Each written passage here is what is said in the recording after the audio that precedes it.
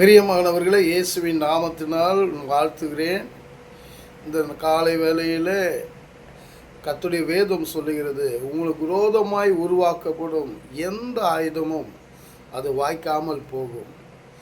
அதாவது நமக்கு விரோதமாய் செயல்படுகிறதான எந்த விதமான கெட்ட கிரியைகள், பிரச்சனைகள், போராட்டங்கள், கஷ்டங்கள், வேதனைகள் அவையெல்லாம் ஒன்றுமில்லாமல் போகும்.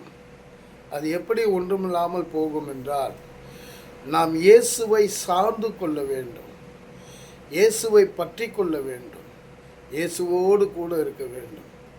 அப்படி இருக்கும்போது நமக்கு விரோதமாய் செயல்படுகிற எந்த காரியமும் அது வாய்க்காமல் போகும். ஆகையினால் தயவுசெய்து நீங்கள் கவலைப்பட வேண்டாம். நமக்கு மந்திரம் வச்சுருப்பாங்களோ, நமக்கு விரோதமாக ஏதாவது கெட்ட கிரியை இருக்கோ, அசுத்த காரியம் இருக்குது என்று கலங்க வேண்டாம். உங்களுக்கு விரோதமாக எத்தனை பிரச்சனைகள் வந்தாலும் கலங்க வேண்டாம்.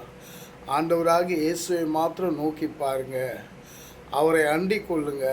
எல்லா பிரச்சனையிலிருந்து கர்த்தர் உங்களுக்கு விடுதலை கொடுப்பார். கர்த்தர் உங்களை ஆசீர்வதிப்பார். ஆமென்.